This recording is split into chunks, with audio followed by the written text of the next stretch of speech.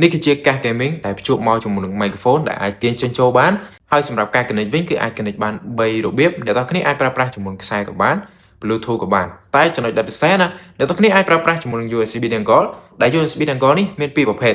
មាន USB Type A ជាមួយនឹង USB Type C អញ្ចឹងអ្នកទាំងគ្នាអាចប្រើប្រាស់បានទាំងទូរស័ព្ទបានទាំង laptop បានទាំង desktop ឬក៏ machine game ផ្សេងៗបានទៀតផងហើយសម្រាប់ USB dongle នេះគឺប្រើប្រាស់អត់ delay ទេដូចអ្នកទាំងគ្នាប្រើប្រាស់ជាមួយខ្សែអញ្ចឹងគឺស្រួលប្រើខ្លាំងមែនទែន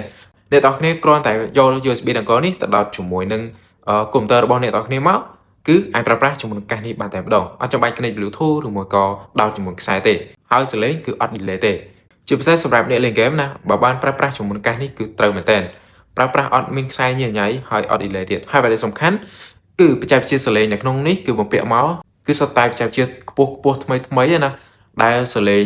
បំពាក់មកហ្នឹងគឺ 7.1 surround sound អញ្ចឹងចំពោះបច្ចេកវិទ្យា 7.1 surround sound នេះគឺធ្វើឲ្យការលេងហ្គេមរបស់បងប្អូនហ្នឹង